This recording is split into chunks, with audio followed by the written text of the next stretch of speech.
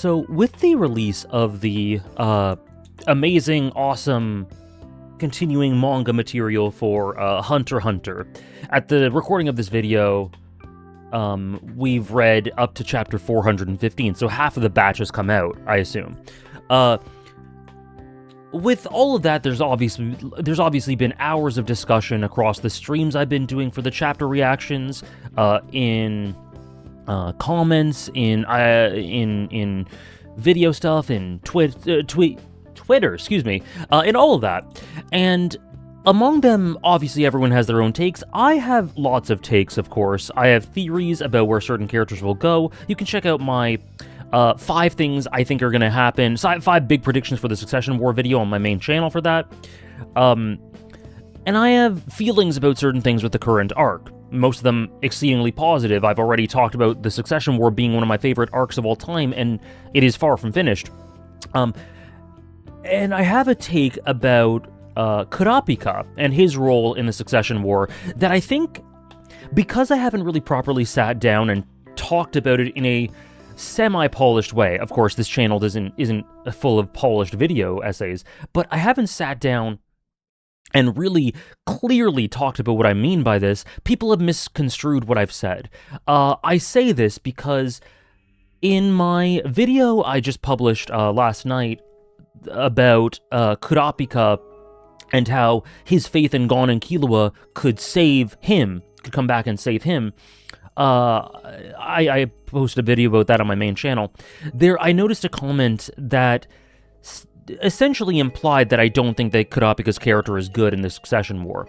Now, that isn't the case at all, and so I wanted to take that, I kind of looked at that as an opportunity to properly express my feelings about Kurapika during the Succession War, and maybe you guys agree, maybe you disagree. Either way, I think it could open up some cool conversations, and I'd love to get your guys' thoughts.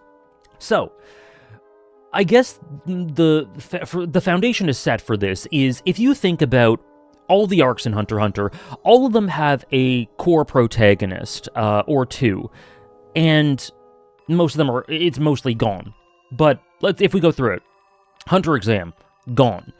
Now, what is the style of that narrative? How does it explore Gon? I think what it does is quite introspective. I think it really, really hones in on Gon, his insecurities, how he feels this need to get stronger, to be worthy of Jing, his desire to connect with others, his relationship with what it means to be a hunter, his deficiencies with regards to Hisoka and how he feels about that, all that sort of thing. I feel like is very distinctly explored internally through Gon in Hunter exam. I think it's very upfront with the emotions. There's lots of moments where we dig deep into his mentality, whether it be through expressions or conversations with others, and it really explores Gon. To an extent, it does it with Killua towards the end as well.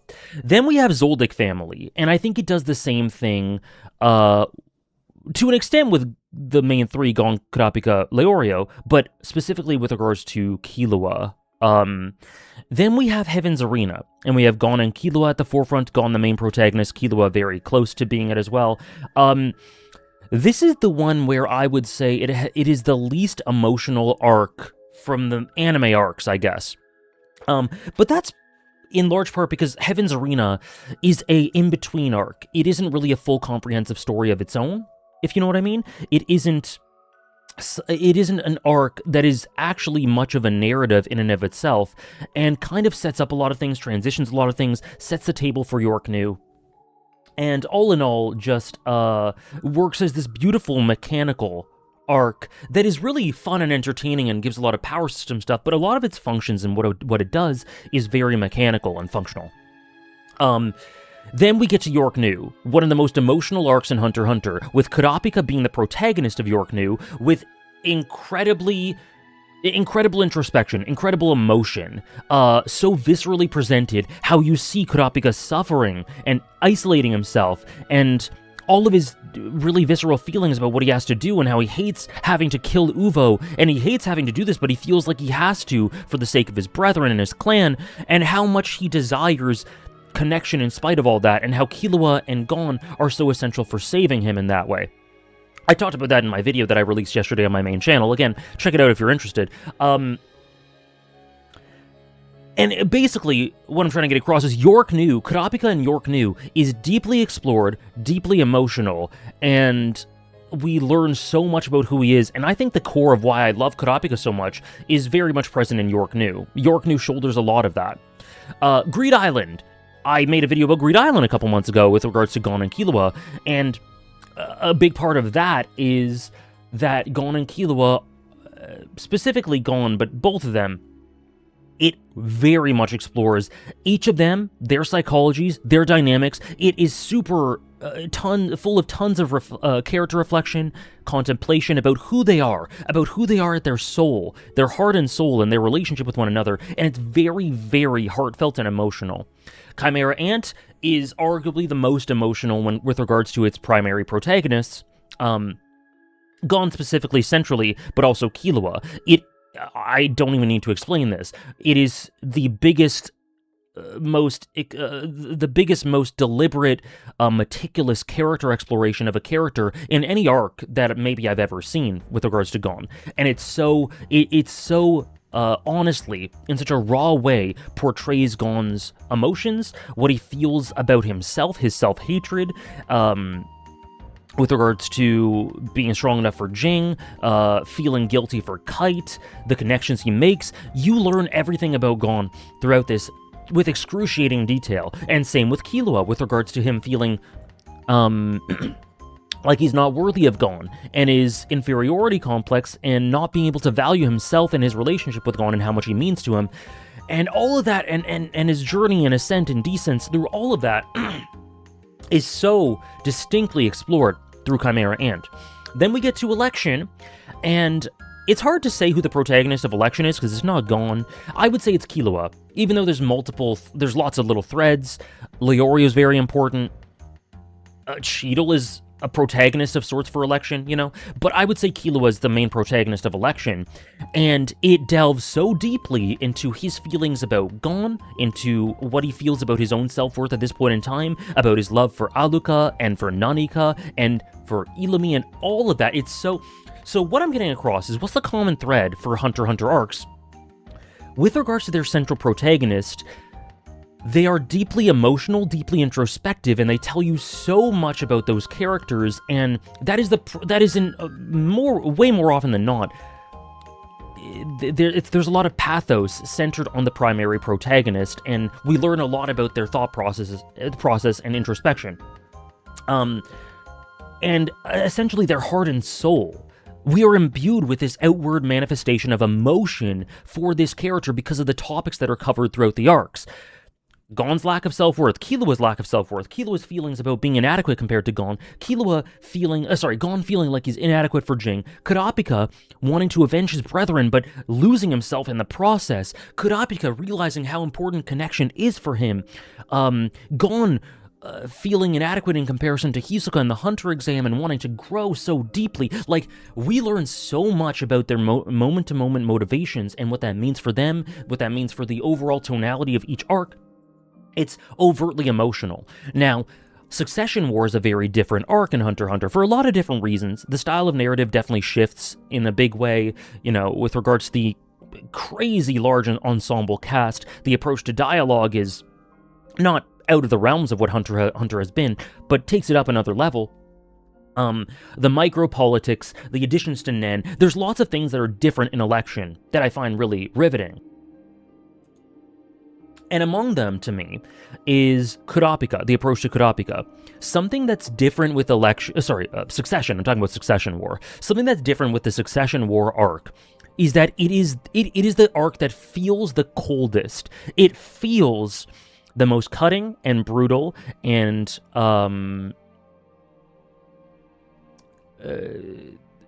almost like there's not as much warmth. You know what I mean? It's almost like a cold political drama, this crazy, dense, complex weaving of interwebbed motivations and all that. And don't get me wrong, there is tons of emotion throughout this. Morena's motivations are inherently emotional and very, very prominent. I think Melody's a great emotional center. I think Kacho and Fugetsu, their story, even though it's negative, is very emotional. We have the Phantom Troop flashback, which is the core of which is incredibly emotional and fixated on connections. And speaking most recently, we had chapter 414, where Kurapika just talked about how much he trusts Gon and Killua more than anyone else in his life.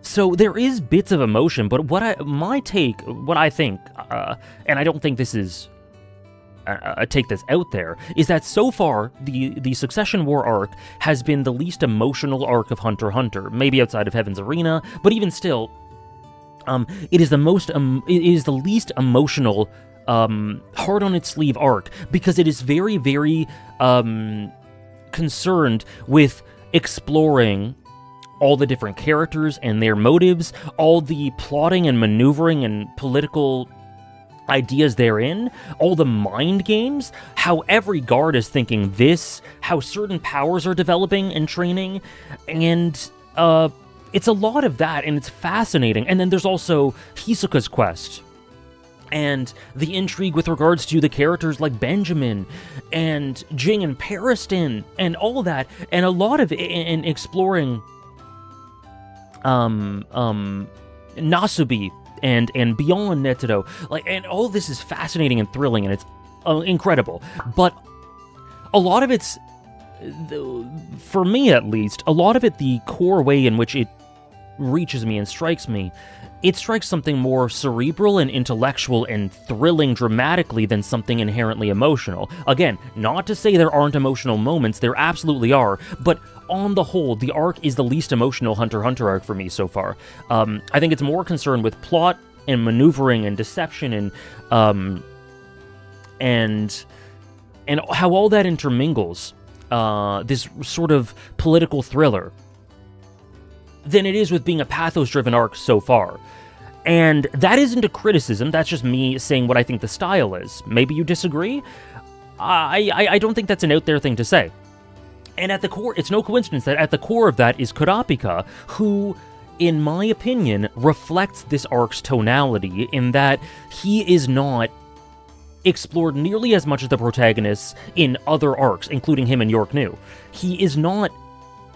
Of course, there are definitely emotional moments for him, like that beautiful page where he looks at Wobble, and you really feel like his and Wobble's dynamic and connection could be something life-changing for him. It could be the thing that helps him to get out of this straddling the darkness and the abyss versus connection and what he really wants.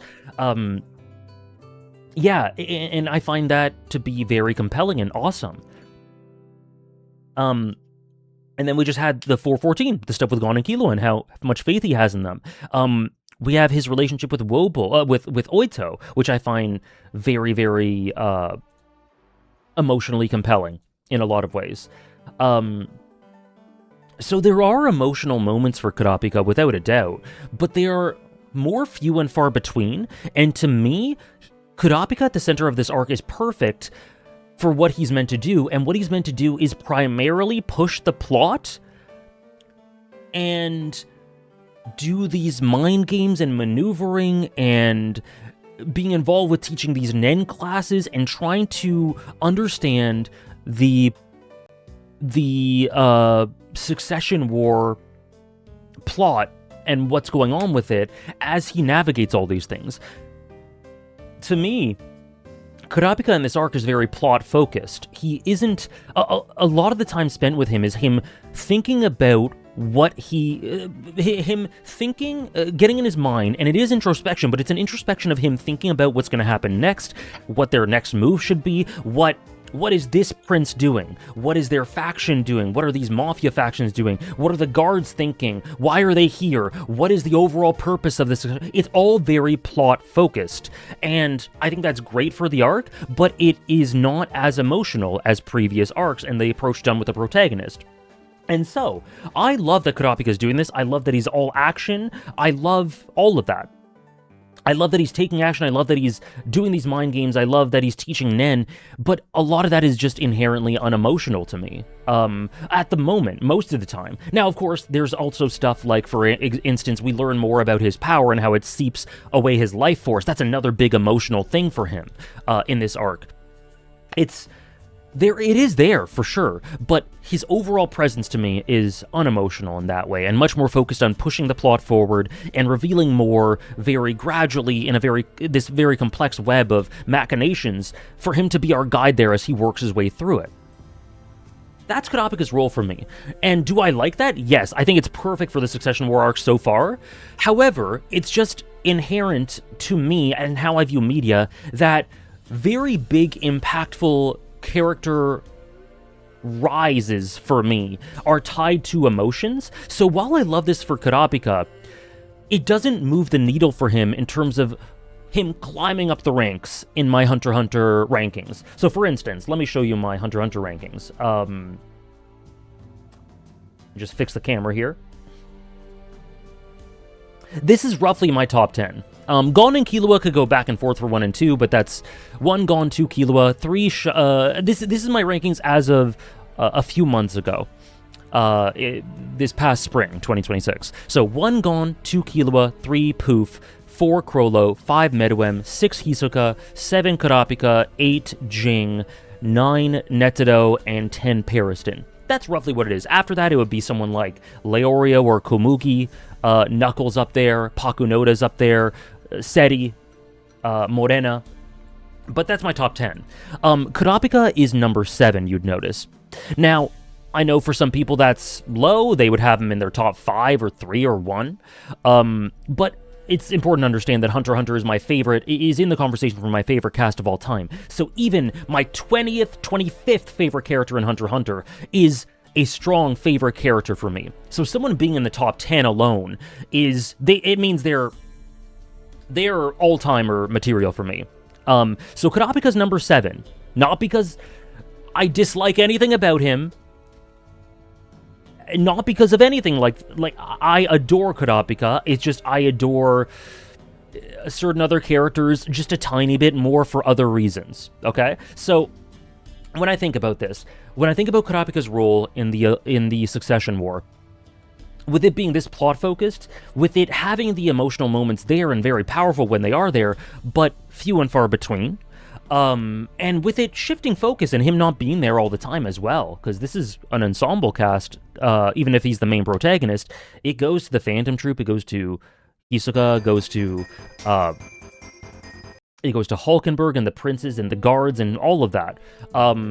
Because of all these reasons, he is number 7, and him going up the ranks with this approach, it's definitely enhancing my appreciation for him, but it doesn't move the needle in terms of him being higher than Hisoka, being higher than Meruem or Chrollo, especially when in this same arc, we are getting some of the most interesting Hisoka exploration I've seen in the whole story, as he is on this quest to dismantle the Phantom Troop, and as Chrollo reflects on his backstory with all the additional stuff we got for Chrollo, especially when we're getting very interesting emotional, psychological character dissection focused on the heart and souls of Chrollo and Hisoka, who are just ahead of Kurapika. They are getting significant elevation, and Kurapika's getting elevation, but not as significant as them.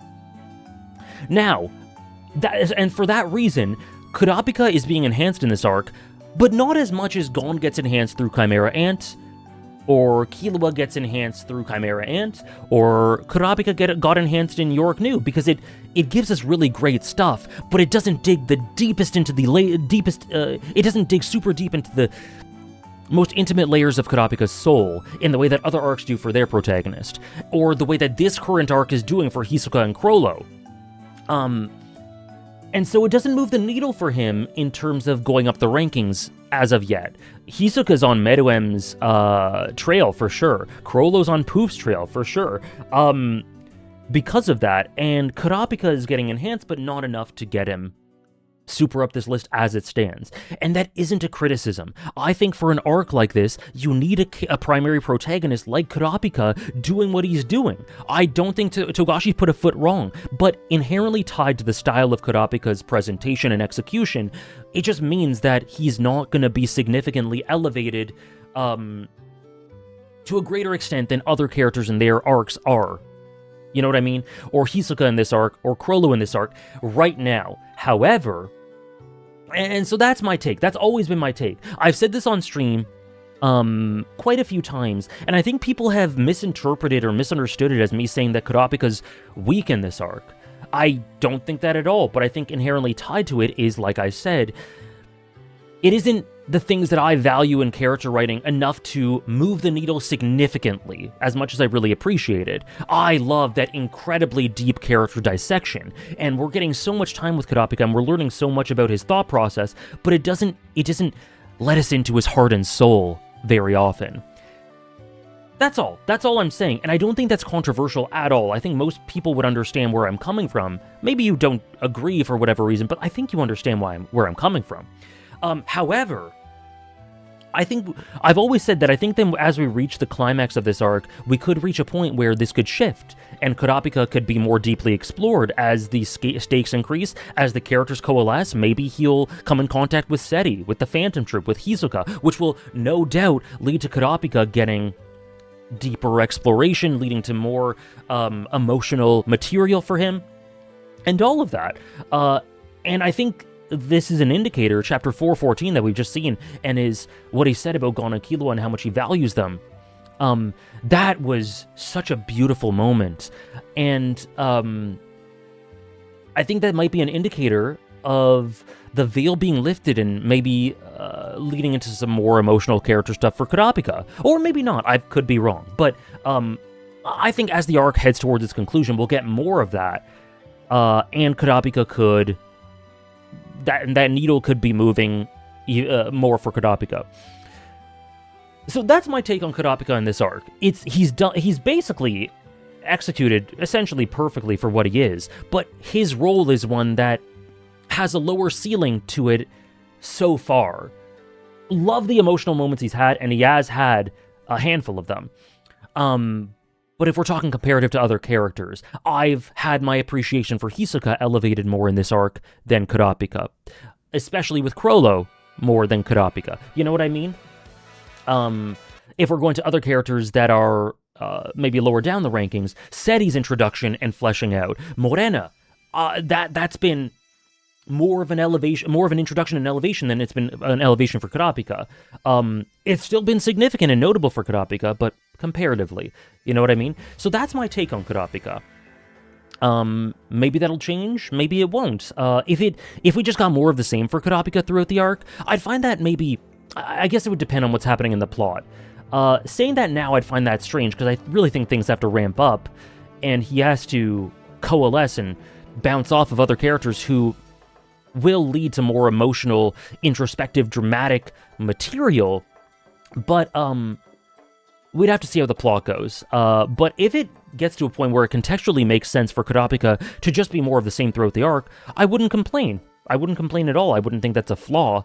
I still think Kurapika's been executed really, really well. It's just other characters are elevated more because their role hits me deeper than Kurapika's. Hopefully that makes sense. I think I've communicated that pretty accurately. Feel free to let me know. Maybe you disagree with me. Maybe you don't feel that way about Kurapika. Maybe you think, maybe you think a lot of maybe you think the stuff that's explored through Kurapika is not as plot-focused as I'm saying, isn't as to do with the plot more than his internal characterization. Maybe you think he's explored or tackled with the same amount of pathos as Gon and Chimera Ant, or himself in York New. And if so, feel free to explain why.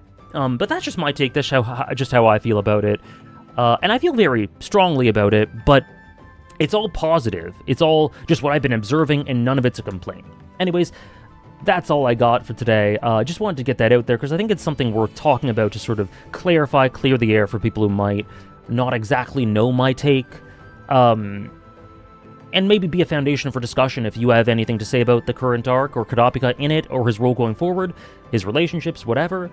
And yeah, I do think Gon and Killua being introduced in this way, even if they're not explored in huge, to a huge extent, and they're done in sort of piecemeal, I do think nonetheless that ushers in such a swell of emotion for Kurapika, and we'll see where that goes. Thank you so much for watching, and I'll see you in the next one.